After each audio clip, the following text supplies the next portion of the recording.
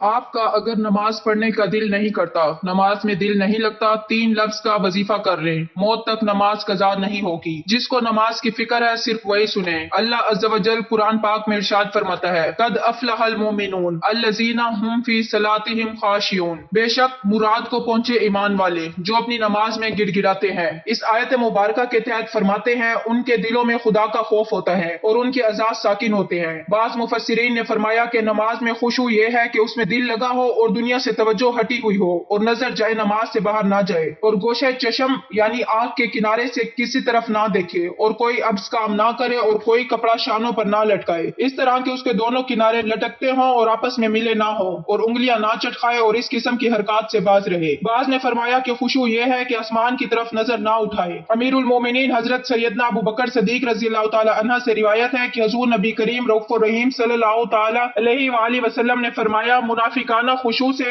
اللہ عز و جل کی پناہ مانگو۔ پوچھا گیا، یا رسول اللہ صلی اللہ تعالی علیہ وآلہ وسلم، منافقانہ خشوع کیا ہے؟ ارشاد فرمایا، منافقانہ خشوع یہ ہے کہ ظاہراً تو خشوع ہو مگر دل میں خشوع نہ ہو۔ عدم خشوع نہایت ہی مہلک مرض اور عبادات کے ثواب میں کمی کا باعث ہے۔ شیطان اپنی ذریت کے ساتھ عبادت میں خشوع کو اولاً کم کرتا ہے اور پھر آہستہ آہستہ ختم کر دیتا ہے، یوں عبادات برائے نام ہی رہ جاتی ہے۔ عدم خشوع کا پہلا سبب دل کی سختی ہے۔ اس کا علاج یہ ہے کہ بندہ موت کو کثرت سے یاد کرے، زبان اور پیٹ کا کفل مدینہ لگائے اور بلا ضرورت ہنسنے سے پرہیز کرے۔ عدم خشوع کا دوسرا سبب پریشان نظری یعنی بلا ضرورت ادھر ادھر دیکھنا ہے۔ اس کا علاج یہ ہے کہ بندہ آنکھوں کا کفل مدینہ لگاتے ہوئے اپنی نظریں جھکا کر رکھے، یہ تصور کرے کہ میں بارگاہ الہی میں حاضر ہوں، میرا رب عز و جل مجھے دیکھ رہا ہے۔ عدم خشوع کا تیسرا سبب ذہن میں فضول خیالات اور بے جا فکریں بھی ہے۔ اس کا علاج یہ ہے کہ بندہ بارگاہ الہی میں حاضری کے وقت اپنے اندر یکسوئی پیدا کرے اور اس سے نجات کے لیے بارگاہ الہی میں دعا بھی کرے۔ عدم خشوع کا چوتھا سبب بارگاہ الہی میں حاضر ہونے کے آداب کے بارے میں لا علمی ہے۔ اس کا علاج یہ ہے کہ بندہ بارگاہ الہی میں حاضر ہونے کے آداب سیکھے،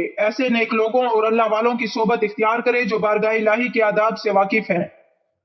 محترم ناظرین، جو چاہتا ہے کہ اس کا عبادت میں دل لگے، نماز پڑھنے میں لطف آئے، تلاوت کرتے ہوئے آنکھوں میں آنسو آئے، اللہ پاک کی بارگاہ میں مناجات کی لذت ملے، درود شریف پڑھے تو دل عشق مصطفیٰ سے لبریز ہو، گنبد خضرا کا تصور بند جایا کرے، دوران عبادت فضول خیالات تنگ نہ کریں تو اسے چاہیے کہ گانے باجے سننے سے بچے، آنکھوں کو، کانوں کو، ہاتھوں کو اور دیگر اعضاء کو گناہوں سے بچائے، فضول گوئی سے بچے، جھوٹ، غیبت، چغلی، الزام تراشی وغیرہ سے ہر دم بچتا رہے، انشاءاللہ الکریم دل نرم ہوگا اور عبادت میں لذت نصیب ہوگی۔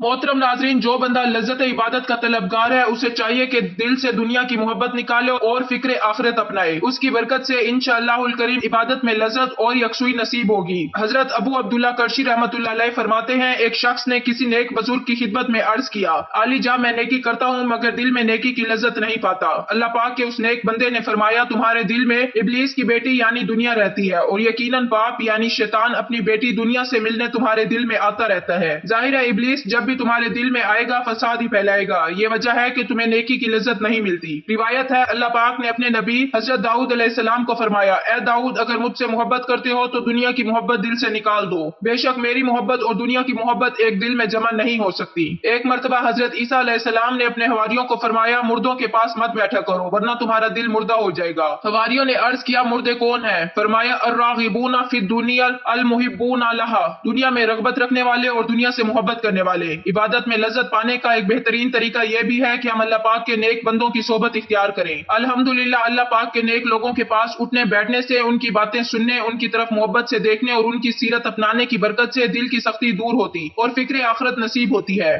حضرت جعفر بن سلمان رحمۃ اللہ علیہ فرماتے ہیں، میں جب کبھی اپنے دل میں سختی پاتا تو صبح سویرے حضرت محمد بن واسع رحمۃ اللہ علیہ کی خدمت میں حاضر ہو جاتا، اس کی برکت سے مجھے فائدہ پہنچتا تھا۔ میاں شیر محمد شرک پوری رحمۃ اللہ علیہ پاکستان کے مشہور اولیاء کرام میں سے ہیں۔ ایک مرتبہ آپ کے ایک مرید نے آپ کی خدمت میں عرض کیا، عالی جاں میرا ایک بیٹا ہے فتح محمد، میں نے اسے بڑے شوق سے حافظ قرآن بنایا مگر وہ نماز نہیں پڑھتا۔ میاں شیر محمد شرک پوری رحمۃ اللہ علیہ نے فرمایا، اسے ہمارے پاس لے آنا۔ چنانچہ مرید 2 دن کے بعد اپنے بیٹے کو ساتھ لے کر حاضر ہو گیا اور عرض کیا، حضور فتح محمد حاضر ہے۔ میاں شیر محمد رحمۃ اللہ علیہ نے بڑے پیار سے پوچھا، فتح محمد نماز کیوں نہیں پڑھتے؟ عرض کیا، نماز میں میرا دل نہیں لگتا، اگر نماز پڑھوانی ہے تو دل لگا دو۔ میاں شیر محمد رحمۃ اللہ علیہ چٹائی پر لیٹے ہوئے تھے، فتح محمد کی بات سن کر جوش میں اٹھ بیٹھے اور کلمہ کی انگلی سے اس کے دل کی طرف اشارہ کر کے فرمایا، جاؤ اب دل لگا کرے گا۔ بس اللہ پاک کے ولی کامل کا اتنا ہی کہنا تھا۔ اب فتح محمد کی یہ کیفیت ہو گئی کہ ظہر کی نماز شروع کرتا تو عصر تک ظہر ہی مکمل ہوتی، عشاء کی نیت باندھتا تو فجر ہو جاتی۔ اللہ پاک ہمارے دل کی سختی دور فرمائے، ہمارے دل روشن ہو، کاش نمازوں میں دل لگ جائے، کاش عبادت میں ذوق و شوق ہمیں نصیب ہو جائے، اے کاش 100,000 کاش ہمیں عبادت کی لذت بھی ملے اور اس پر استقامت بھی نصیب ہو جائے، آمین۔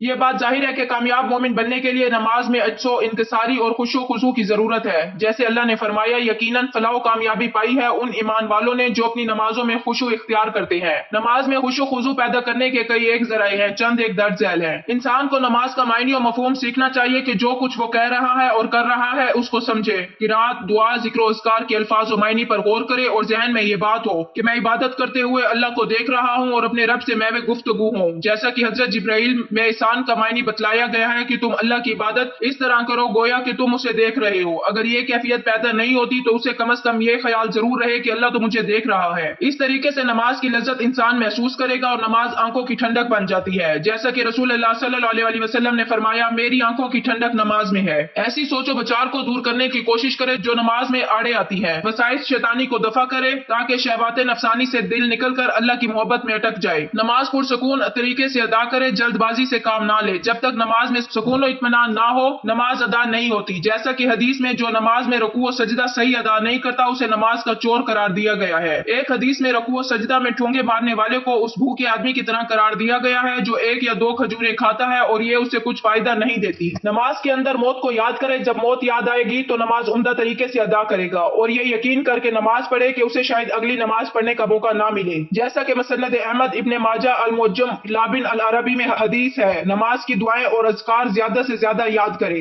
اور مختلف نماز میں مختلف دعائیں اور اذکار جو حدیث سے صحیح میں وارد ہیں پڑھے، کیونکہ ایک مختصر سی دعا جو یاد کی ہوتی ہے وہ آدمی کی عادت اور روٹین میں آ جاتی ہے، پھر اس کی زبان پر ورد تو جاری ہوتا ہے لیکن دل فکر سے خالی ہوتا ہے، یعنی ہماری نماز بطور عادت ہوتی ہے، عبادت نہیں۔ جب نماز کے اذکار مختلف یاد ہوں گے اور بدل بدل کر پڑھے گا تو نماز میں دھیان اور توجہ رہے گی اور خشوع و خضوع حاصل ہوگا۔ اگر نماز میں وسوسہ آ جائے تو اپنے بائیں جانب 3 مرتبہ تھوک کر اعوذ باللہ پڑھ لے، اس طرح شیطان جو نماز کو بھلا دیتا ہے اس کا ازالہ ہو جائے گا انشاءاللہ۔ جس جگہ نماز ادا کریں نقش و نگار تصاویر وغیرہ نہ ہو، کیونکہ یہ اشیاء نماز سے توجہ ہٹا دیتی ہیں۔ اچھے لوگوں کی صحبت اختیار کریں تاکہ نیکی کی رغبت ہو اور برے لوگوں کی صحبت سے اجتناب کریں۔ اگر حاجت تنگ کر رہی ہے تو پہلے حاجت کو جائے پھر نماز ادا کرے، پیشاب یا پخانہ روک کر نماز پڑھنا درست نہیں۔ نیند کا غلبہ ہو تو پہلے نیند پوری کر لیں پھر نماز پڑھیں۔ گفتگو کرنے والے آدمی کے پیچھے کھڑے ہو کر نماز نہ پڑھیں، کیونکہ اس کی گفتگو بھی نماز سے غافل کرنے کا باعث ہو سکتی ہے۔ دوران نماز نظر ادھر ادھر نہ گھمائے۔ اسی طرح کبھی رات کا قیام کیا کرے اور اگر ممکن ہو تو معمول بنا لیں، اس سے بھی خشیت الہی نصیب ہوتی ہے۔ اگر مذکورہ بالا امور پر توجہ دی جائے تو اللہ کے فضل و کرم سے نماز میں خشوع و خضوع نصیب ہو جاتا ہے۔ اللہ ہمیں ایسا نمازی بنائے کہ ہم اس کی بندگی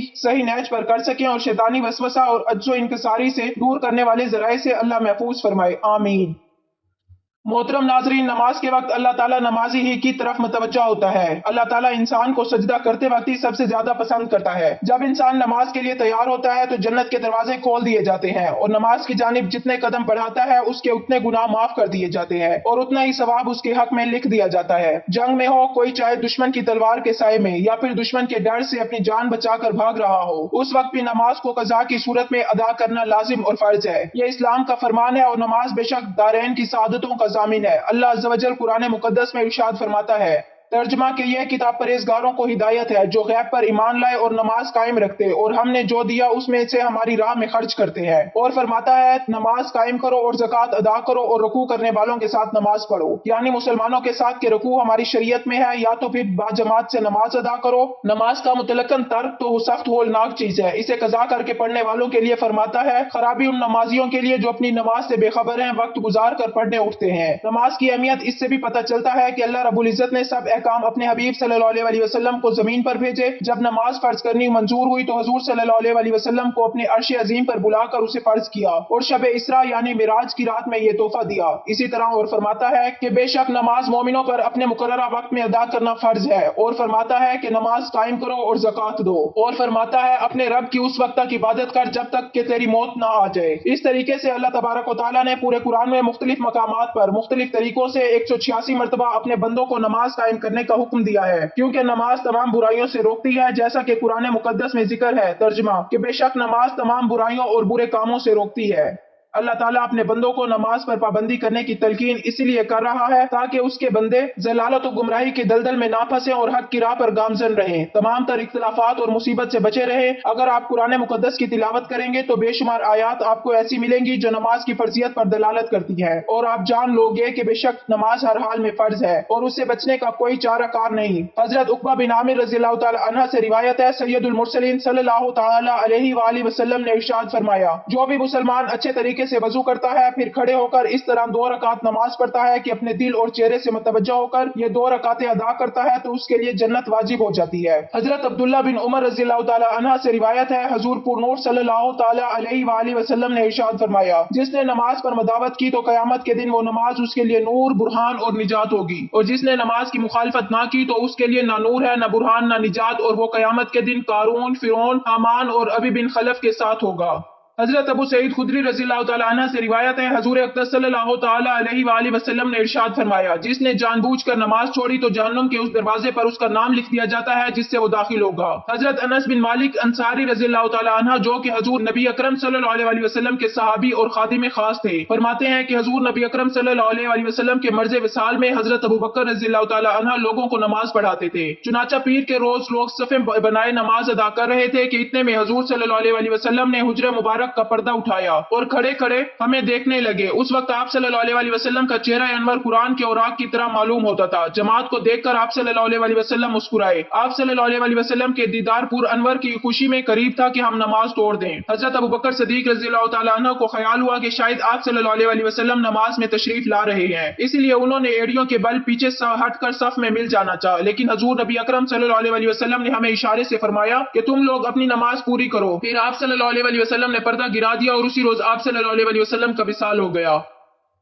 محترم ناظرین، اب چلتے ہیں وظیفے کی جانب۔ اگر نماز میں کسی کا دل نہیں لگتا، خود روزانہ اس کو 33 بار پڑھ کر پانی پہ دم کر کے پئیں، اور اگر کوئی بچہ ہے، مرد عورت ہے، اس کو 33 مرتبہ پڑھ کے پانی پلائیں، انشاءاللہ اللہ اسے نمازی بنا دے گا۔ کھانے پینے پہ دم کر کے انہیں کھلائیں پلائیں، انشاءاللہ نمازی ہو جائے گا۔ اگر کوئی چاہتا ہے کہ میری نماز جو ہے وہ پر تاثیر ہو جائے، پر نور ہو جائے، میں جو دعائیں کروں اللہ مقبولیت عطا فرمائے، تو روزانہ 100 مرتبہ یہ پڑھ کے دعا کرتا رہے۔ یہ 103 نمبر آیت ہے، سورۃ النساء اس کا حصہ ہے۔ بسم اللہ الرحمن الرحیم، فَإِذِ اطْمَأْنَنْتُمْ فَأَقِیمُوا الصَّلَاةَ۔ آپ یہ دیکھیں کہ الفاظ کو سمجھ کے پڑھیں گے، اور انشاءاللہ تعالیٰ یہ 2 جملے لیکن اللہ نے خود کہا ہے کہ جب مطمئن ہو جاؤ پھر آ جاؤ میرے آگے۔ یہ نہیں کہ تھکے ہوئے ہو، نیند میں ہو، بھوک میں ہو، نماز اس حالت میں بھی نہیں پڑھنی۔ اپنے آپ کو فریش کر کے نماز پڑھیے، پھر آپ اللہ سے مانگیں، یہ آپ اللہ سے باتیں کر رہے ہیں، انشاءاللہ اس سے آپ کو ملے گا۔ اور آپ یہ 100 مرتبہ پڑھ کے جتنے دن پڑھیں کم از کم 11 دن پڑھیں، اللہ تعالیٰ آپ کی نماز میں سکون لے آئے گا، نماز میں آپ کی دل لگی لے آئے گا، خشوع لے آئے گا، خضوع لے آئے گا۔ آپ اس آیت کو سمجھ لیں، انشاءاللہ اطمینان بھی آپ کو حاصل ہوگا۔ جس کو یہ نماز سے پہلے جو ایک بار یہ پڑھ کے نماز پڑھے گا، یا قرآن سے پہلے، تلاوت سے پہلے، نوافل سے پہلے، کسی بھی عبادات سے پہلے، چاہے حج ہے، عمرہ ہے، طواف ہے،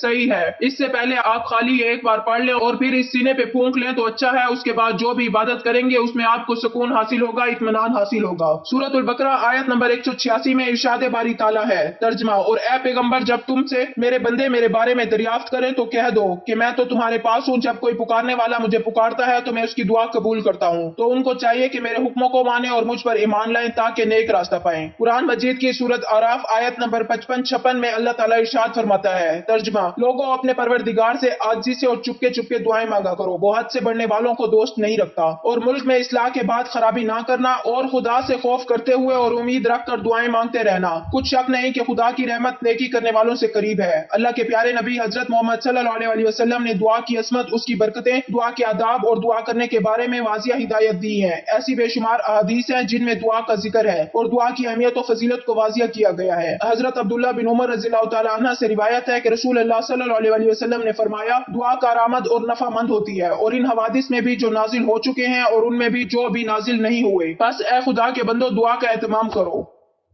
ایک اور حدیث حضرت عبداللہ بن مسعود رضی اللہ تعالیٰ عنہ سے مروی ہے کہ حضرت محمد صلی اللہ علیہ وسلم نے ارشاد فرمایا، اللہ سے اس کا فضل مانگو، کیونکہ اللہ کو یہ بات محبوب ہے کہ اس کے بندے اس سے دعا کریں اور مانگیں۔ اللہ تعالیٰ کے کرم سے امید رکھتے ہوئے اس بات کا انتظار کرنا کہ وہ بلا اور پریشانی کو اپنے کرم سے دور فرما دے گا، اعلیٰ درجے کی عبادت ہے۔ حضرت ابو ہریرہ رضی اللہ تعالیٰ عنہ سے روایت ہے، آن حضرت صلی اللہ علیہ وسلم نے ارشاد فرمایا، اللہ کے یہاں کوئی چیز اور کوئی عمل دعا سے زیادہ عزیز نہیں۔ اے اللہ رب العزت، اے ساری کائنات کے شہنشاہ، اے ساری مخلوق کے پالنے والے، اے زندگی موت کا فیصلہ کرنے والے، اے آسمانوں اور زمینوں کے مالک، اے پہاڑوں اور سمندروں کے مالک، اے انسانوں اور جناتوں کے معبود، اے عرش اعظم کے مالک، اے فرشتوں کے معبود، اے عزت اور ذلت کے مالک، اے بیماروں کو شفا دینے والے، اے بادشاہوں کے بادشاہ، اے اللہ ہم تیرے گناہگار بندے ہیں، تیرے خطاکار بندے ہیں، ہمارے گناہوں کو معاف فرما، ہماری خطاؤں کو معاف فرما، اے اللہ ہم اپنے اگلے پچھلے صغیرہ کبیرہ سبھی گناہوں، خطاؤں اور نافرمانیوں کی معافی مانگتے ہیں، اے اللہ رب العزت ہم اپنے گناہوں سے توبہ کرتے ہیں، ہماری توبہ قبول فرما،